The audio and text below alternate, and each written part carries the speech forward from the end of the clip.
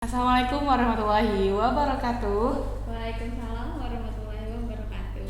Iya, selamat siang Iya, semuanya. pemuda Indonesia. Bertemu lagi di podcast Alumni Bercerita dengan saya Satun Hasanah. Pada kesempatan kali ini kita sudah kedatangan tamu alumni dari Pemuda Bakti Banua yang luar biasa ya, kakak cantik ya. Pada siang hari ini sudah meluangkan waktunya untuk datang ke podcast pada hari ini. Silakan mungkin kakak perkenalan terlebih dahulu. Oke. Perkenalan nama ya. Ya. Nama saya Nur Aziza. Saya alumni Pemuda Bakti Banua di Desa Binaan Desa Beringin. Untuk kesibukan saat ini apa aja kak? Kalau kesibukan sekarang ini sedang mengerjakan skripsi karena kebetulan saya seorang mahasiswa akhir. Sudah menuju masa-masa akhir ya. Ambang-ambang kelulusan. Iya. Berkuliah di Universitas Lambung Mangkurat, program studi pendidikan komputer. Nah, berarti kita sama ya, satu fakultas ternyata. Iya. Guru. Berarti kesibukan saat ini sedang menggarap skripsi dan berkuliah di Universitas Lambung Mangkurat tadi ya. Baik. Nah, mengenai Pemuda Bakti Banua nih kak, bagaimana alur atau cerita kakak bisa bergabung di Pemuda Bakti Banua? Oke.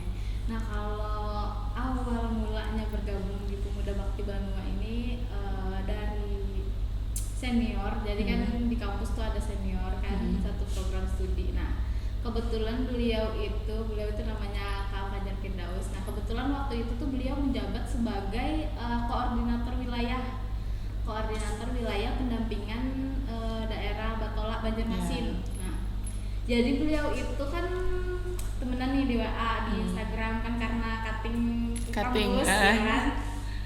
Jadi tuh di situ tuh beliau tuh selalu update kayak kegiatan Pemuda Bakti Banua tuh apa aja di situ tuh, pokoknya Selalu di-share. selalu di-share. Terus tuh kan kita tuh kan ngeliat kayak wah seru nih kayaknya kayak gitu kan. Apalagi kan saya kan juga anak organisasi ya kan sebelumnya. Anak jadi organisasi kan banget. ngeliat yang seru-seru tuh kayak pengen gabung ya gitu. Jadi kayak gak lama tuh pas ada open recruitment waktu itu tuh ikut daftar. Habis itu wawancara kan lolos, sudah kayak gitu. Berarti sebelumnya dapat informasi itu dari kakak tingkat ya, Kak Fajar, dan kebetulan Kak Fajar juga sampai sekarang masih bergabung di Pemuda Bakti Banua. Setelah kakak mengikuti pendaftaran, wawancara, setelah itu apakah ada rangkaian kegiatan lagi kak sebelum ibaratnya diterjunkan nih jadi relawan? Oh, waktu itu Kayak ada pembekalan gitu nggak? gak ada, soalnya waktu dulu tuh open recruitment-nya itu nggak kayak yang sekarang kan kayak ada magang-magang gitu kan, kayak ketika dulu kan itu tuh sampai ada tahapan-tahapan dulu. Kalau yang dulu tuh nggak sebanyak sekarang tahapannya. Jadi waktu dulu tuh mendaftar, mengisi formulir kan, wawancara, habis itu sudah kayak ditempatkan. Nah, ditempatkan itu kan kita kan sudah ada nih relawan yang terdahulu. Jadi kita tuh belajar apa segala macam yang disiapkan, bagaimana kita kunjungan, itu semua belajar dari Kak Fajar dan juga dari senior-senior di desa tersebut gitu. Berarti setelah gabung langsung ditempatkan dan ibaratnya terjun nih langsung sebagai relawan gitu ya. Nah, tadi kakak sudah nyebutkan nih kalau sebelumnya termasuk di wilayah pendampingan Desa Beringin. Di Desa Beringin itu tuh letaknya di mana kak? Terus apa aja program yang sempat kakak ikutin gitu? Oh ya, kebetulan dulu tuh sebelum di Desa Beringin tuh waktu awal-awal tuh Desa Bintahan Baru. Awal banget penempatan tuh. Iya, berarti sempat di desa itu di wilayah Tapin ya kalau nggak salah. Wilayah Tapin dulu banget waktu itu tuh. Nah, setelah beberapa bulan waktu itu tuh, cuman karena di sana programnya kurang jalan waktu itu, ada reshuffle relawan. Jadi relawan itu kayak dialokasikan ke daerah lain yang ibaratnya ini programnya sudah jelas dan sudah berjalan dan membutuhkan relawan di situ. Nah, jadi karena kebetulan juga Tapin itu desa yang jauh. Nah, iya, jadi ada slot kosong nih ibaratnya kan di desa Beringin, minta pindah di Beringin. Jadi Beringin itu dekat jembatan Barito. Oh, berarti wilayah Batola. Iya, benar banget. Iya. Berarti itu dekat aja ya Kak, berarti sama Politeknik Hasnur ya? Iya, kan benar. kita ke sekretariatannya di sana. Iya, jadi berangkatnya dari situ. Berangkatnya juga dekat aja. Paling sekitar 20 menit lah. Terus program tadi apa aja Kak yang pernah Kakak ikutin gitu di Kalau program, kalau yang di Pitahan ya, kalau di Pitahan itu di sana itu ada budidaya tanaman pare. Jadi pare-pare di sana itu mau dibudidayakan, diubah menjadi aneka makanan kayak keripik kayak gitu. Cuman waktu itu di sana tuh kayak kelompok ibu-ibu apa ya? di desa itu? Di desa itu tuh sudah kayak independen gitu, jadi kayak udah punya lahan gitu punya Kak? sendiri, sampai kebunnya tuh sudah ada, memang difasilitasi oleh desa tersebut. Jadi kita tuh kayaknya nggak bisa deh kalau kita tuh kayak nebeng di situ kan. Jadi mikir lagi mau ganti entah itu rumah belajar. Cuman waktu itu belum sempat, pas kunjungan pertama tuh kan sudah tahu nih, oh di sana budidaya pare ini yang dikembangkan. Jadi pas sudah habis itu nggak lama kan kurang jalan nih di sana tuh karena relawannya ada yang berkesibukan kan. Jadi pas habis itu reshuffle, jadi ceritanya tuh banyak dimulai di desa Beringin. Oh iya, berarti di Bitahan itu ibaratnya ya awal aja lah gitu, opening gitu ya. Awal jadi relawan. Untuk ke Tapin itu kan lumayan jauh. Kemarin itu akses transportasinya bagaimana? Nah, kalau yang ke Tapin itu seru soalnya nggak boleh pakai motor. Jadi misalkan kita tuh berangkat dulu ke sekretariatan naik motor nih. Nah, sampai di sekre itu kita tuh disediakan bis. Karena jauh kan tadi di Tapin tuh nggak diperbolehkan sama pengurus naik motor soalnya berbahaya. Jadi kita tuh disediakan bis elf yang bis mini lah, yang muat berapa tuh, berapa belas gitu. Nah, jadi waktu itu tuh ke Bitahan cuma 2 orang relawannya. Nah, sisanya tuh desa-desa yang dilewati kayak desa antar apa tuh? Antarjaya, apa ya? Kalau di Tapin ya, PTHCT dan lain-lainnya. Di sana kan sudah jalan tuh, kayak rumah belajar apa segala tuh banyak relawannya. Jadi satu bis tuh banyak, tapi kayak diberhentikan di desa masing-masing. Nah, dan kebetulan yang paling jauh tuh desa kami, jadi kayak paling ujung. Paling ujung. Jadi bisnya nungguin di sana. Habis itu pas pulangnya balik lagi jemput di desa-desa selanjutnya gitu. Berarti berangkatnya barengan gitu ya Kak? Berangkatnya barengan sama relawan sama relawan desa yang lain berarti. Kalau untuk setelah Kakak pindah ke Beringin, berarti berangkatnya sudah menggunakan motor. Kalau pakai motor masing-masing berarti. Dekat ya, benar, cukup dekat ya, 15 sampai 20 menit lah. Kan sebelum jembatan Barito tuh masuk ke dalam dikit. Iya. Untuk tadi di Beringin programnya apa aja Kak? Nah, kalau di Beringin itu di sana kan sudah ada relawan sebelumnya kan. Relawan sebelumnya itu mengembangkan program budidaya tanaman jeruk awalnya. Nah, setelah itu kan mau dicabang lagi nih karena jeruknya ditungguin kan dari bibit terus tumbuh jadi pohon. Lumayan ya Kak ya waktunya. Jadi kan apa nih yang bisa kita kerjakan sambil menunggu pohon ini tumbuh. Tapi kan pohon itu kan tetap disirami, dibantu lah, dirawat kayak gitu. Nah, jadi waktu itu dikembangkanlah budidaya ikan patin. Jadi di sana itu kayak khas lokasinya ya kan tiap lokasi kan punya khasnya sendiri. Masing-masing. Nah, di sana itu kayak budidaya ikan patinnya banyak. Nah, jadi dipikirkanlah ikan patin ini kita bisa budidayakan jadi apa nih biar kita bisa membantu perekonomian desa sekaligus kita menjalankan program kita sebagai relawan. Lalu di sana itu dibentuklah ikan patin tadi diolah menjadi otak-otak, tempe dan juga nugget. Iya, berarti benar. Jadi kayak produk olahan ya Kak, dari sampai mulai dari budidaya sampai jadi olahan itu ibaratnya peran relawan sangat membantu berarti ya. Jadi di sana tuh kita bikin kelompok, ada kelompok ibu-ibunya kan kita minta dari desa ya, dari kepala desa. Jadi misal waktu itu rasanya ada 3 kelompok. Nah, jadi 3 kelompok ini masing-masing kan ada yang otak-otak, ada yang nugget, ada yang pempek. Nah, jadi kita itu membantu ibu-ibunya belajar, karena kan tidak semua orang punya skill kan, ibaratnya kan gimana nih cara mengolah ikan ini supaya bisa jadi produk yang bisa dikonsumsi, bisa dijual, dipasarkan waktu itu. Nah, jadi kami sebagai relawannya memfasilitasi. Jadi kami mengundang ibu pelatihnya dari Dinas Perikanan. Nah, jadi si ibu itu yang membantu mengajarkan. Jadi diajarkan dari ikan supaya bisa diolah jadi makanan-makanan itu. Berarti kayak berbasis pelatihan gitu ya Kak? Berbasis pelatihan. Jadi yang dilatih itu ibu-ibu desanya yang kita berdayakan gitu. Sumber daya manusianya dari sana kayak gitu. Nah, setelah hasilnya jadi nih olahannya itu tuh kita bantu pasarkan. Jadi waktu itu yang sudah berhasil dipasarkan itu tuh nugget. Karena pasarannya sudah ada gitu. Jadi waktu itu tuh kita bantu pasarkan ke kantin-kantin sekolah di GIPS kan. Habis itu ketika ada bazar-bazar di kampus biasanya kan ada tuh kayak acara anniversary prodinya kan. Nah, di sana kan biasanya ada disediakan kayak stand. Lalu kita sewa stand di situ, ada stand Pemuda Bakti Banua kan. Nah, di situ tuh dikumpulkan jadi hasil olahan-olahan yang ada di organisasi kita. Jadi kayak ada dari desa lain yang bikin kerajinan baju sasirangan, dipajang juga di situ. Hasil kita tadi yang nugget dipasarkan di situ seperti itu.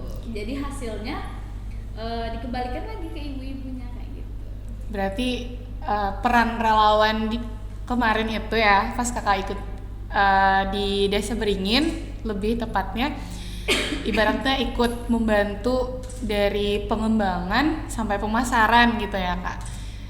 Dan alhamdulillah ya, berarti ada target atau pangsa pasarnya juga gitu ya. Oke, selanjutnya nih Kak, mengenai kegiatan atau program yang sudah dijalankan di desa pendampingan tadi, seberapa sering nih kakak ikut kegiatan-kegiatan di desa atau mungkin program yang di luar desa selama kakak bergabung di Pemuda Bakti Banua ini? Cukup sering ya, karena itu belum masa pandemi seperti sekarang. Jadi kegiatan kita di desa itu rutin. Tiap Sabtu dan Minggu kita itu pasti ada kunjungan, entah itu kunjungan melihat tanaman jeruk, atau itu ada jadwal pelatihan, atau itu kalau udah pelatihan kan ibunya mandiri kan. Jadi kayak pertemuan selanjutnya itu kita kayak memonitoring. Jadi kita monitor kayak ibu-ibu di situ, misalkan perlu bantuan baru kita bantu, misalkan ada kekurangan alat kita bantu alat, kita sediakan kayak gitu. Jadi cukup sering ya di situ, cukup kayak bilanya Sabtu Minggu pasti ada ke desa gitu, entah itu menjalani apa gitu. Karena programnya tadi berkelanjutan ya Kak ya, berarti kakak yang sebagai relawan ini ibaratnya turun ke lapangan terus berarti ya.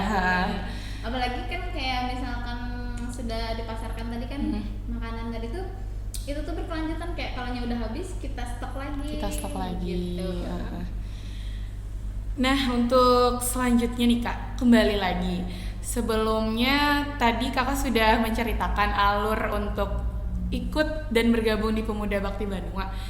Tetapi sesuatu yang menjadi ketertarikan kakak nih untuk bergabung di Pemuda Bakti Banua ini apa? Ya karena saya pribadi ya merasa Pemuda Bakti Banua ini kayak mewadahi bagi para pemuda yang mau jadi relawan ya, supaya waktu luangnya itu bisa diubah menjadi sesuatu yang produktif. Jadi kita tuh kayak bermanfaat bagi sekitar. Dan juga kalau menurut saya pribadi ya, bukan cuman untuk kepentingan organisasi, enggak. Kan biasanya kan ada organisasi yang membantu berkembangnya organisasi. Nah, sedangkan kalau di Pemuda Bakti Banua itu saya merasa saya ikut berkembang. Kita yang awalnya nggak tahu kan bagaimana cara budidaya tanaman jeruk, jadi tahu bagaimana cara mengembangkan ikan patin jadi suatu produk olahan, kita jadi tahu. Jadi itu tuh meningkatkan skill kita sendiri. Habis itu skill kepemimpinan. Kita bisa memanajemen waktu, kita bagaimana mengkoordinir sesama tim. Ya kan.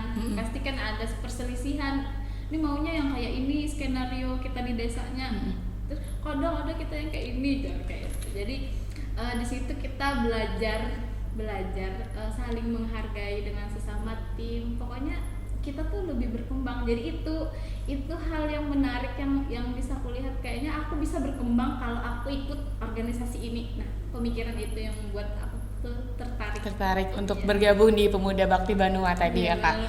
Berarti apa yang udah Kakak sampaikan nih ibaratnya menjadi pandangan bahwa Pemuda Bakti Banua ini merupakan sebuah wadah untuk pemuda terutama di Banua, di Kalimantan ini untuk berkembang, untuk meningkatkan kapasitas diri lah, seperti leadership tadi, manajemen dan sosial lainnya juga gitu ya.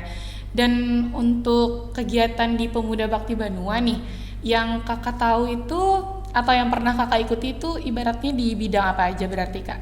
Di bidang pendidikan. Kemudian pengembangan di desanya.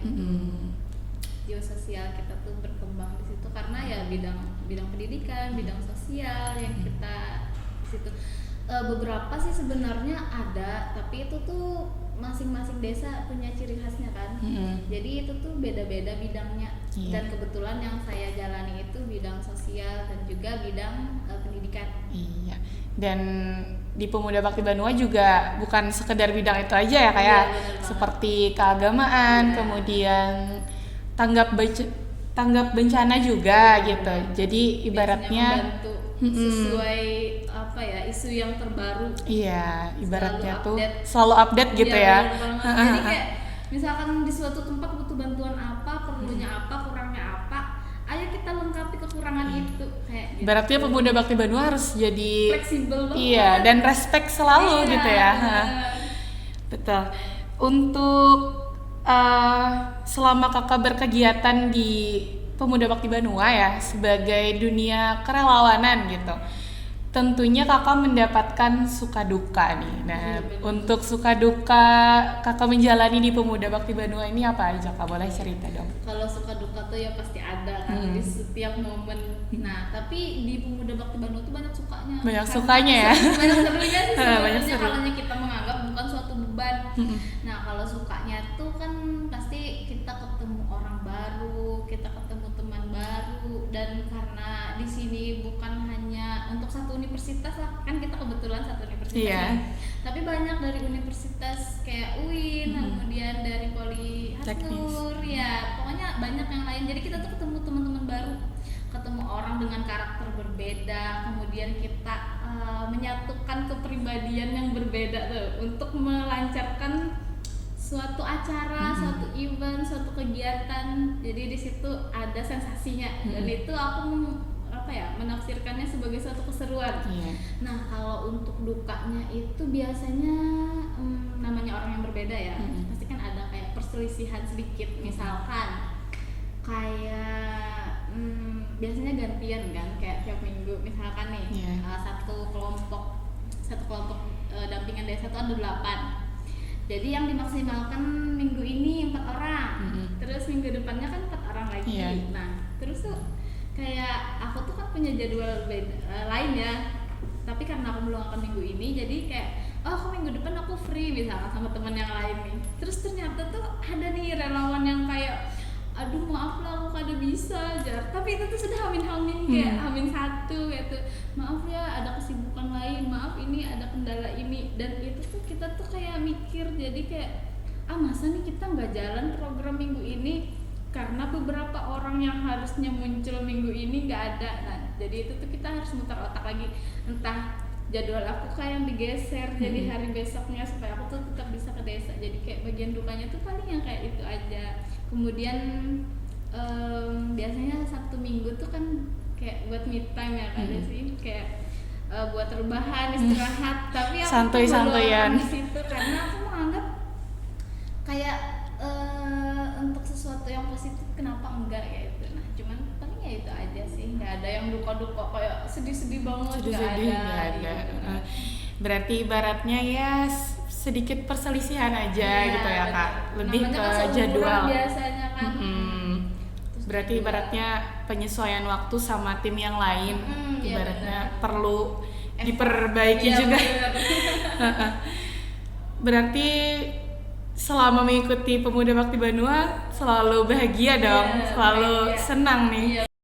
Jadi kalau biasanya tuh ada kayak waktu yang tempat bersamaan, terus ketemu sama relawan lain yang mau berangkat, terus kenalan di situ, itu tuh seru, kayak kita ketemu orang baru kayak gitu, banyak teman, terus ntar kayak habis kenalan nih kayak IG-nya apa, nambah relasi ya. Iya benar.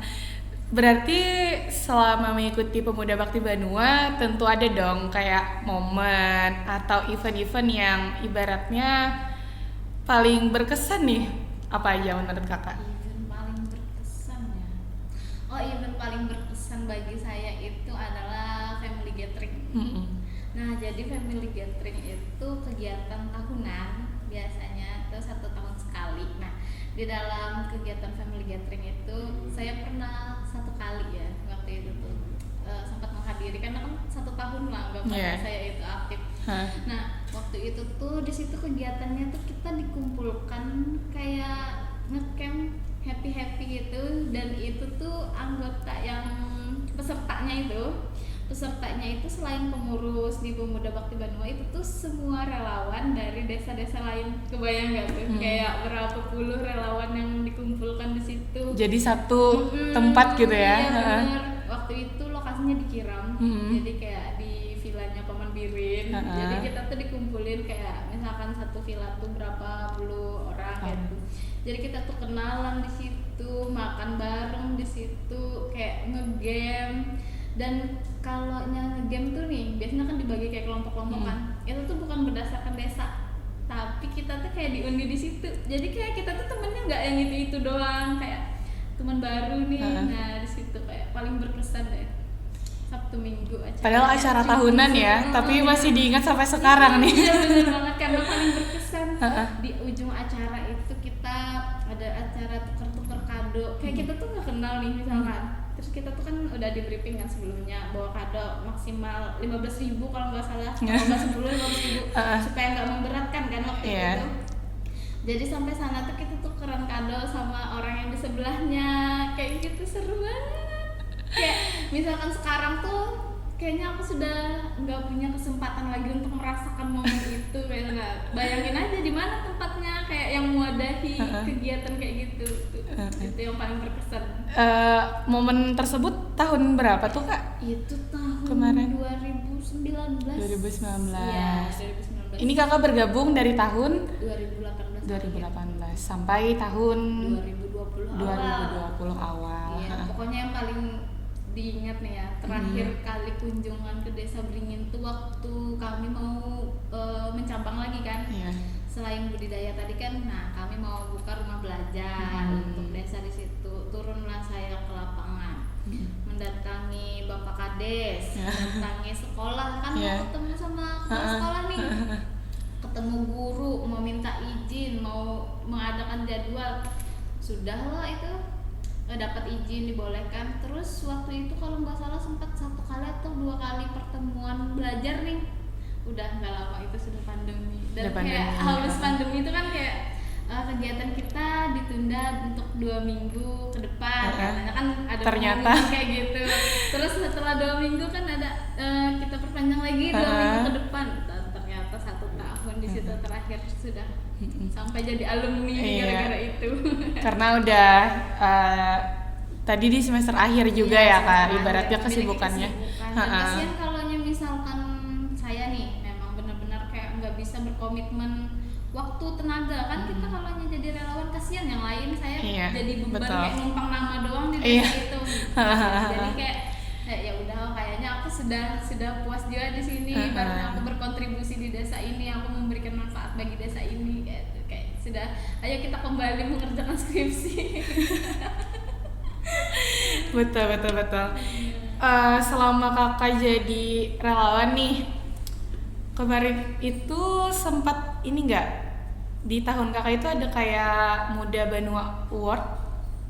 Sudah ada? Oh, sudah ada. Sudah ada. Diadakan di Gips. Dan kebetulan itu tuh ada sampai sekarang, katanya kalau nggak salah ya.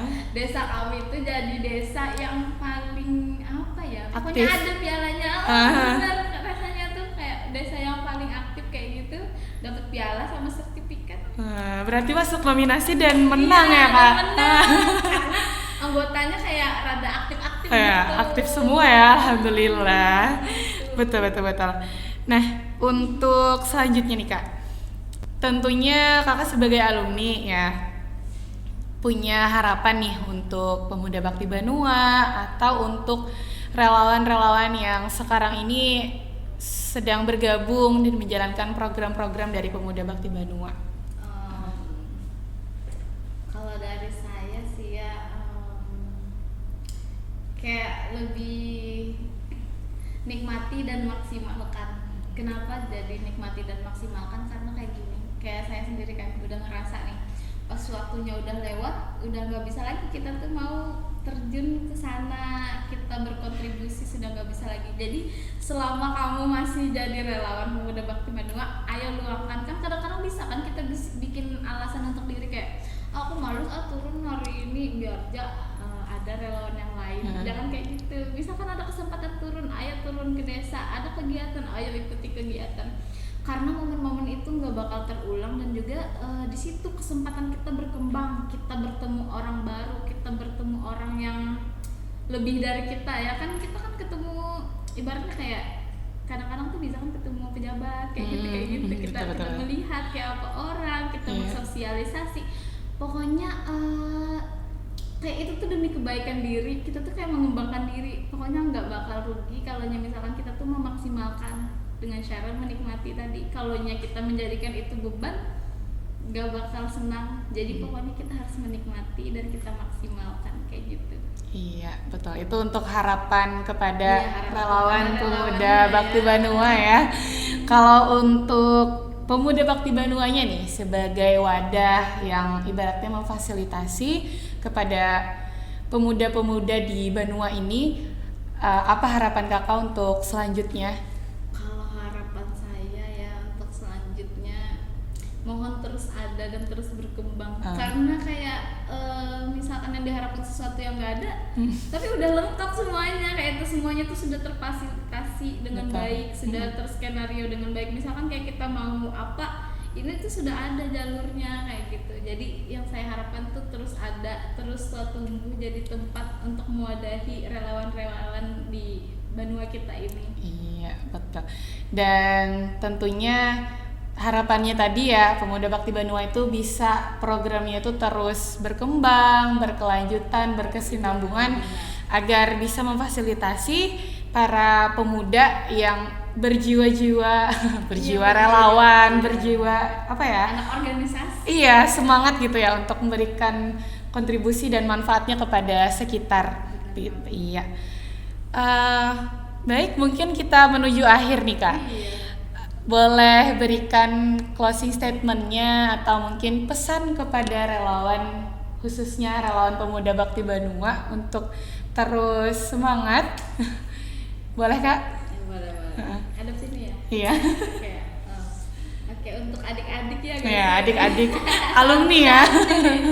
Kayak untuk relawan yang masih aktif, terus semangat, kemudian apa ya? Pokoknya maksimalkan, nikmati semua proses yang dijalani.